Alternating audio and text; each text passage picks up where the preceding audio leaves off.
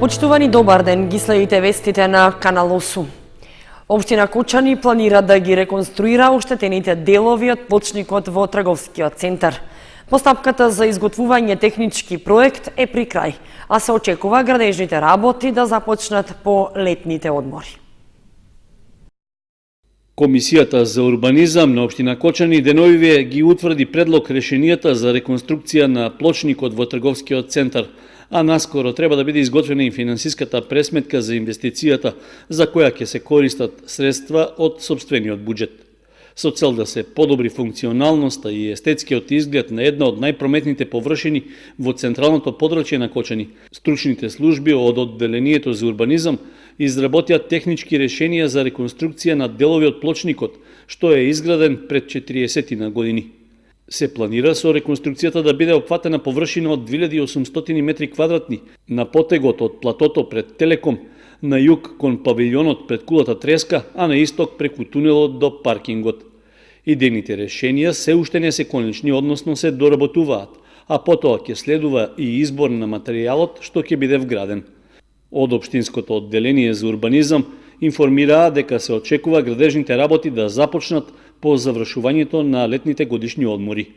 Освен замена на дотраените и искршени плочки, проектот за реконструкција опфаќа и доуредување на просторот со ново осветлување, нова урбана опрема и озеленување. Со тоа се очекува трговскиот центар да се освежи и да добие посовремен естетски изглед. Течат подготовките за одржување на 56-тото издание на Драмскиот аматерски фестивал во Кочани. Веќе се избрани 18 представи кои ќе бидат прикажани на овогодишниот репертоар, а освен од нашата држава има и 3 театарски групи од странство. Одличен интерес за учество на 56-тото издание на Драмскиот аматерски фестивал во Кочани покажале театарските групи и ансамбли од Македонија и од странство. Бројот на пријавени представи е во рамки на вообичаениот просек, а од организациониот одбор на фестивалот информираа дека пристигнале вкупно 37 пријави. Веќе се избрани 18 театарски групи и ансамбли кои ќе се надпреваруваат за Гран При и останатите фестивалски награди на ДАФ. Од управниот одбор најавија оти ќе продолжат досегашната успешна практика за разновидност во жанровите, што треба да го предизвика и вниманието на публиката, а се планираат и известни новини во програмските содржини.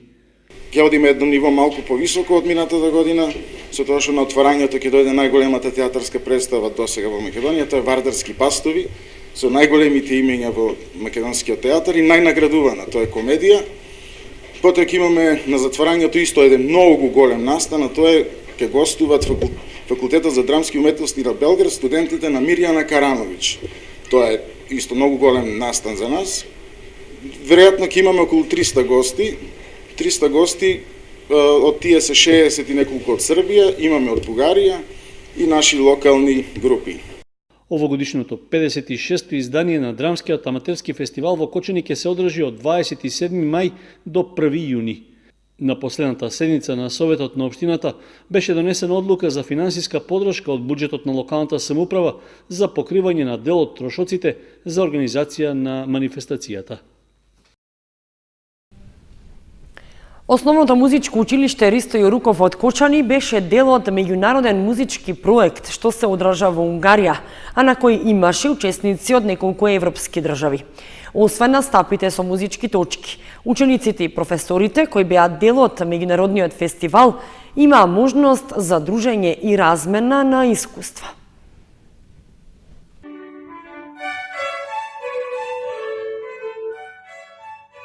Ученици и професори од основното музичко училиште Ристо Јоруков по покана од градоначалникот на збратимениот град на Кочани, Сиген Цент Миклош, од 28 април до 3 мај престојуваа во Унгарија. Тие беа вклучени во проектот Интернационална музичка размена и настапуваа со своји врсници од Унгарија, Украина, Полска и Германија. Директорката на основното музичко училиште вели дека оваа меѓуучилишна, меѓуопштинска и меѓународна соработка е од големо значење за училиштето. Идејата беше да направиме размена на искуства, односно нашето училиште да учествува со 20 наставници кои ја предводеа групата на учениците од класите за флейта и виолина, оркестровите инструменти беа застапени и всушност на самиот настан кој траеше цела една недела, тие не само што се дружеа, туку и учествуваа во практични активности, односно настапуваа во помали ансамбли, групи, за да на крајот бидат застапени со нивни точки музички на завршниот концерт кој се одржа на крајот на работната недела. Дел од тимот кој директно учествуваше во проектот Интернационална музичка размена беше и наставничката по флейта Ангелина Катмерова-Алексова. Организацијата од страна на домакините, како и секогаш, беше безпрекорна.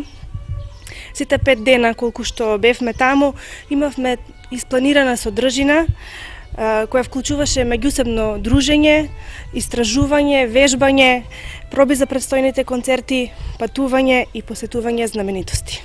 За нас целото ова искуство представува еден голем допринос во целокупната наша работа, збогатување на знаењето, проширување на видиците и најважно се стекнавме со нови пријателства. Според директорката Милоевиќ, настапите во Унгарија се поттик за реализација на нови европски проекти. Се надевам дека не само како домакини туку на овој проект, туку ќе имаме услови да работиме на други проекти од интернационален карактер, токму со таа единствена цел да ги шириме пријателствата, да ја отвараме нашата соработка во Европа, каде навистина може да се исцрпи голема количина на искуства, на знаења и на умења на самите наши колеги, наставници и на сите ученици кои се вклучени во таквите проекти. Репортажата ќе биде емитувана на нашата програма наредната седмица. Во Домот на културата Тоша Арсов во Виница беше промовирана книгата «Киборшка естетика. Ремикс, апроприација на уметност» на авторот Вангел Ноневски. Со промоцијата всушност беше одбележан и 5 мај, денот на македонскиот јазик. Книгата «Киборшка естетика. Ремикс, апроприација на уметноста» на Вангел Ноневски, професор по филозофија на култура и естетика на Филозофски факултет, е концептуализирана во еден поширок филозофски контекст и таа се обидува да го присвои дискурсот на ремикс културата како најсоодветен за елаборација на современите интерактивни уметности. Поагајќи од простото сознание дека уметноста денес се посредувана од новите медиуми, при што таа преминува во контекст за бесконечни ремиксувања од страна на вмрежените корисници, современата естетика раскрстува не само со анахрониот поим на авторот, туку и со идејата за уметничкото дело, разбрано како концепт кој упатува на завршеност или конечност. Штоме делото посредувано од новите медиуми, тоа останува подложно на постојани реконтекстуализации, при што де факто се преобразува од уметничкото дело во уметнички контекст. Новите медиуми пак од ден на ден експоненцијално стануваат протетички импланти и тие за нас представуваат стекната природност во процесите на комуникацијата. Таквиот киборшки однос кој го имаме со новите медиуми и нивната предиспозиција да изнудуваат интерактивност е точката во која концептите на киборгот и ремиксот се вкрстуваат, истакна авторот Ноневски. Во книгата се зборува за начинот на кој што уметност се создава со новите медиуми, кои што радикално се различни од старите медиуми. Се зборува за тоа дека интерактивноста е всушност вклучена и вградена во самите нови медиуми.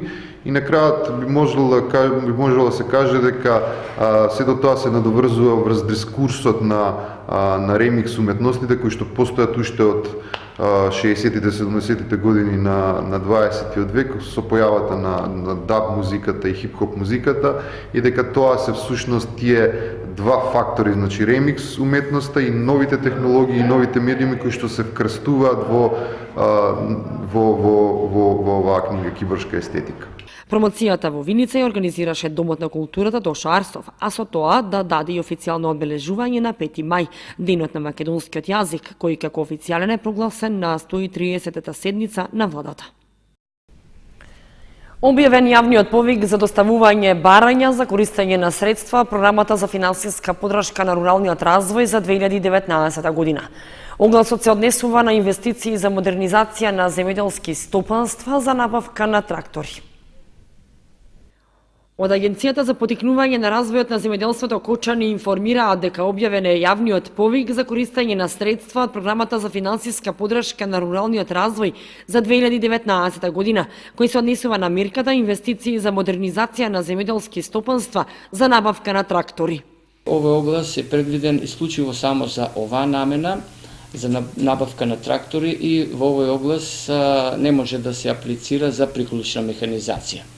Предвидената сума која што може еден корисник да ја искористи при овој оглас е 3.500.000 денари.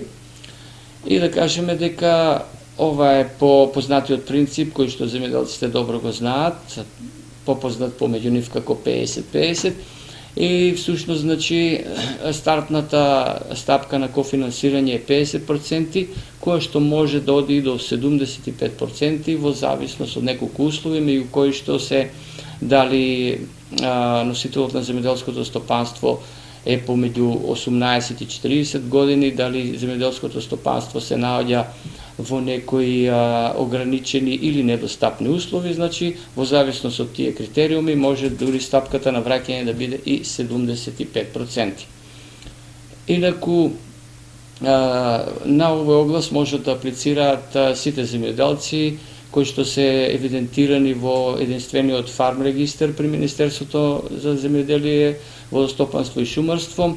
Потоа можат да аплицираат сите оние кои што се регистрирани како земјоделци во Фондот за пензиско и здравствено осигурување, можат да аплицираат и оние кои што го имаат земјоделството како дополнителна дејност, и се разбира трговските друштва, правните лица, земјоделските задруги и слично.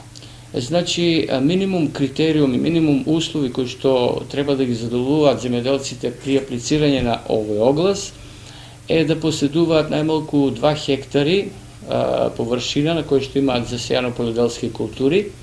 Може да се и мешани, може и да е само една култура, и 0,5 хектари или 5 декари ако се однесува за градинарството, значи на зеленчук, одгледување на зеленчук на отворено. Овој оглас е многу поедноставен, додава Захариев, бидејќи единствено што треба земјоделците да достават е профактура од добавувачот, имотен лист и деловниот план кој што се изработува во агенцијата. Се поднесува по пошта и електронски пат. Инаку, додава Захариев, право на аплицирање на овој оглас имаат сите земјоделци кои што во последните 5 години немаат добиено трактори по програмата за рурален развој и по ИПАРТ. Огласот трае до 30 мај.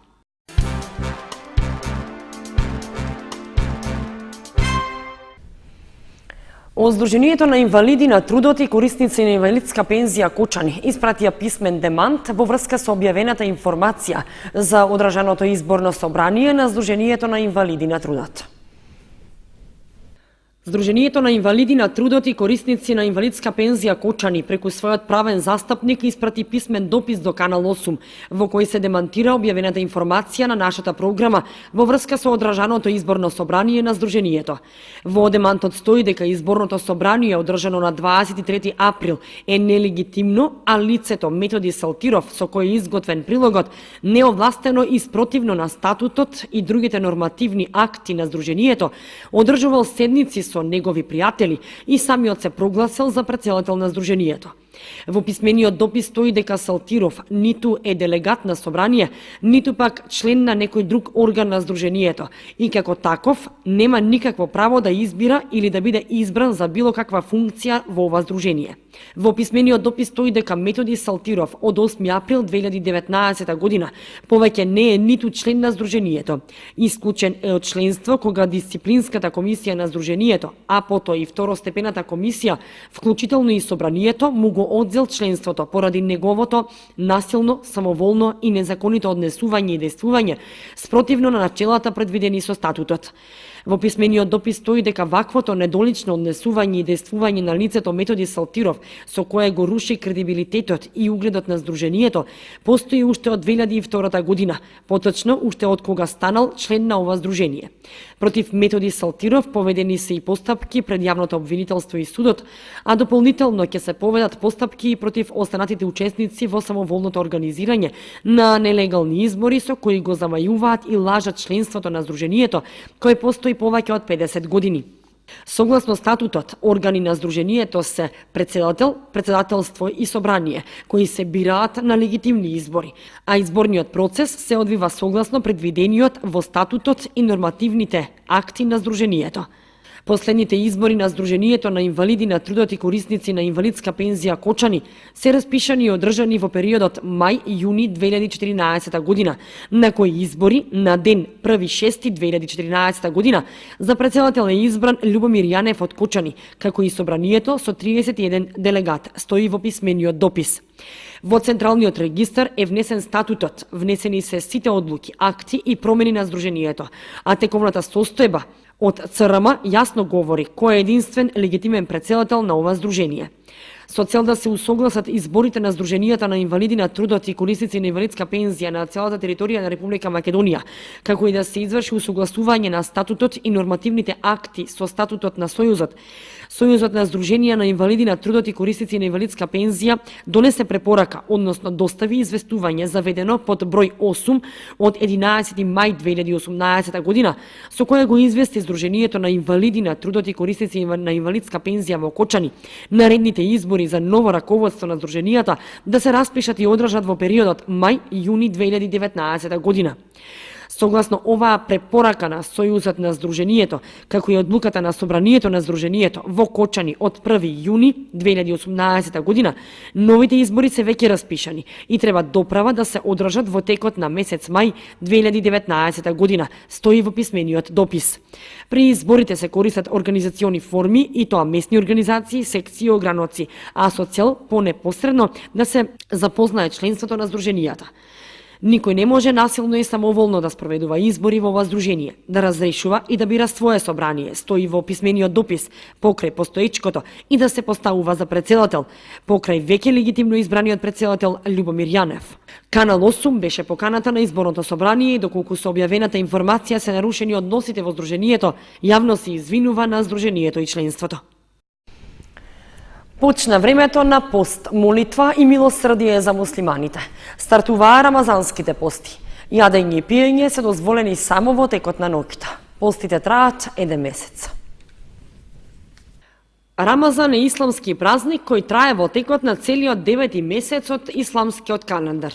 Се верува дека во текот на тој месец Куранот му бил откриен на архангелот Гаврил, кој потоа му го пренел на пророкот Мухамед. Рамазан е време на пост, молитва, солидарност и милосрдие, во кој муслиманските верници целодневно се воздржуваат од конзумирање храна, цигари, алкохол, но и од лоши мисли, идеи и дела. Еден од најбитните настани во текот на овој месец е постењето. Постот започнува со изгреј сонце суфур, а трае до зајди сонце ифтар. Јадење и пиење се дозволени во текот на ноќта. Од пост се ослободени децата, бремените жени, доилките и болните лица. Нашиот посланик, односно Мохамед али селам, наредил 11 месеци да бидат, да јадат, да пијат, 1 месец да се држи пост и бадет за Аллах Џелешану.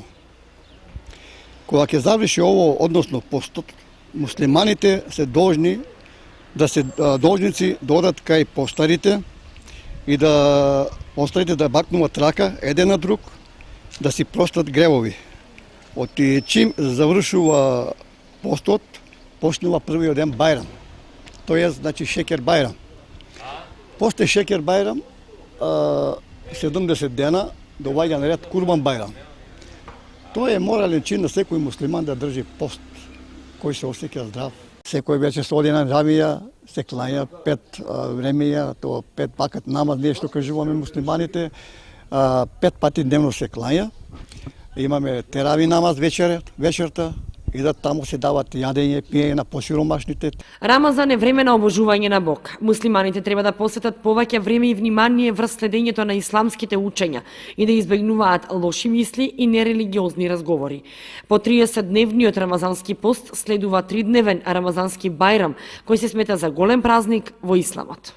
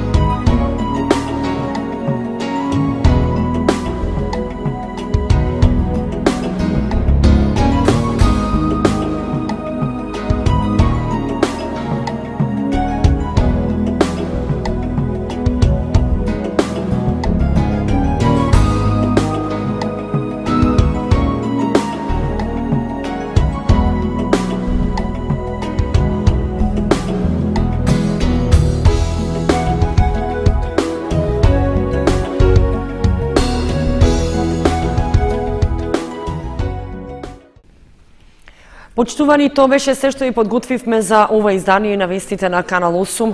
Останете и понатаму со нашата програма. Довидување.